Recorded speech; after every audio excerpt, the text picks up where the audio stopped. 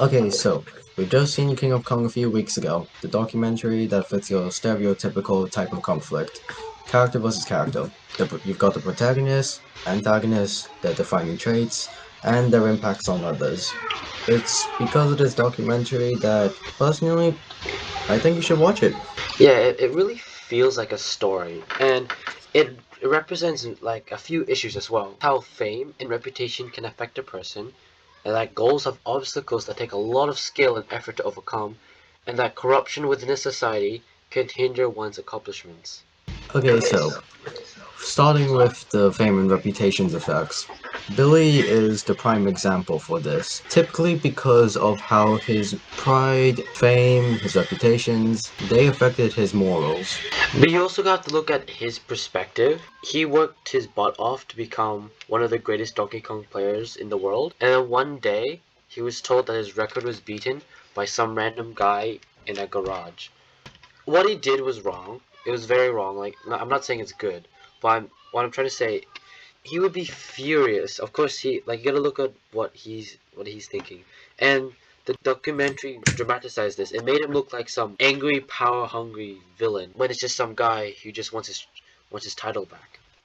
I mean, this kind of thing would happen. The main thing that would matter is how you react to it and what is the correct action to do about it. If you need to go against your own morals just to keep something the same, that you've lost the entire reason of doing it in the first place. An example of this is when he says himself that any guy could record and send a video, but when the time comes, you have to show up and prove yourself in person. And he but he goes against it though. He sends a video instead of actually going there with Steve Weibe to challenge him in person, and he refuses to actually show up. And when he does show up, he mocks Steve Weibe by saying, "There's certain people I don't want to spend too much time with." Now, Billy was interviewed on this, like after the documentary. He claims that the directors had cut out a conversation between him and Steve, basically a conversation about how the game was going. This was pretty much not the case. The director was interviewed almost right after this. He had said that this conversation had never happened. They said that they simply showed what they saw on camera as a witness. This shows the kind of cowardice Billy has for his reputation, because he does not want it to go against him like anyone else would. If you have fame and reputation that you personally do like, you do not want that to go like you don't want it to change into something that you hate. So that's like you would do you can and will do what it takes, even if against your morals, to keep your fame and reputation from changing. This is what many people can and would do. Billy's friends and family members, they were talking about how good of a person he was and how honest and hardworking he was, and this is not the Billy we saw. Like they were talking about different Billy, and that different Billy was the past, what he used to be, and the Billy we're seeing now is the cause and effect of fame and reputation. Yes, it's nothing wrong with like having fame and reputation, but Billy let it go to his head. It made him overconfident and filled with pride, and now we're just seeing a jerk and what used to be Billy Mitchell. Now And let's move on to how the goals have obstacles that take your skill and effort, and not only that, ambition in order to overcome. A primary example of this would be Steve Weibe. He had first discovered Donkey Kong, he saw the world record, and he was like, yep, I can beat it, so let's do it.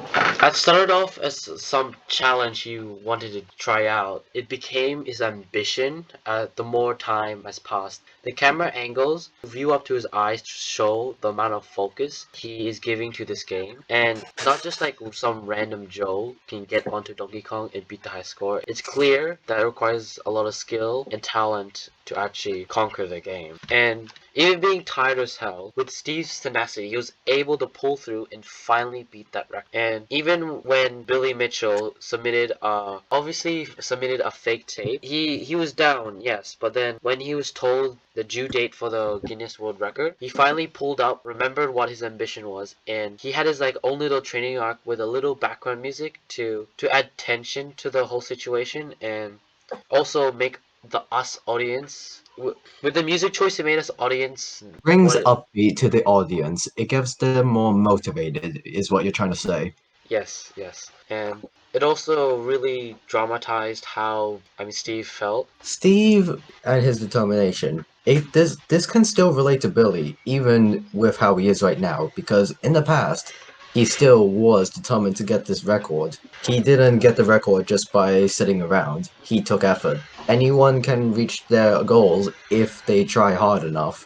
This kind of determination, tenacity, however you call it, you would need this to do something if you want it. Your ambition is what matters. Even if you have lots of skill, maybe you have a lot of talent, but if you don't have a goal or set thing you want to do, then you're not gonna get anywhere in life. Because basically, if you have a goal, the one thing that you need to have a goal in the first place is the determination or will to complete this goal. And Steve proved this a lot in the documentary. It shows that goals really have obstacles that need to be taken care of, and it takes a lot of skill and effort to get through them. Let's move on to our final topic now. How corruption in a society can simply just straight up mask someone's accomplishments, achievements, or such. Yes, and Billy, Twin Galaxies, was obviously going against Steve. This has been seen a lot, like the break-in incident where Brian Kerr and another guy, probably not important, they broke into Steve's house. Even though Steve's wife said, no, you can't go in, they went in anyways to look at the arcade machine. They Okay, have, okay, okay. First off, this kind of thing is entirely wrong. That is home yeah. invasion. This is illegal. Keep that in mind. They wanted to make sure that Steve Weibe wasn't cheating. They checked. This is wrong. They weren't supposed to do that. This isn't the only time cheating and corruption have been seen throughout the documentary. Another time is when they accepting Billy's tape score. Steve, when he submitted his tape score, they said they didn't allow it because they didn't really trust him and they had to go there in person. But when Billy submitted his score, they were like, "Yep, this is your score. Okay, we'll take it in." Now, okay. Yeah. Here is the part that makes this a lot more important. Steve's tape was entirely normal. Well, other than the fact that he had a kid. Well, his son wanted him to wipe his butt. But other than that, Billy's tape, it was visibly and verbally mentioned that the score side was glitching. This is commonly referred to as a technique known as splicing. This effectively involves merging or stitching clips together in order to make something look real. This is likely what Billy did in order to forge a new high score, and due to his all of his fame and reputation, this had effectively corrupted the twin galaxies because they were like, well, in a nutshell, he's got so much fame and reputation. How can we not believe it? Because of that, they accepted the score. But what made this really, really frustrating is when one of the people working at Twin Galaxy says they will make sure that no one will cheat, no one has edited or like reset the game to have a 6 zeros, and they will make sure that if someone does cheat, they will not get away with it. And what did they do? Get away with Billy cheating. If this was real, why didn't he submit this earlier? And why was it so important that he needed an old lady to deliver it for him? And why did he say to prioritize the tape more than the bag? What He I'm trying to cared so say much. is that The reason he had cared so much about it was to make it look more believable. This is a method of deception. This is was conveyed by the documentary King of Kong Fist of Quarters. Again, we recommend you watch this. This is why it conveys these issues and quite well.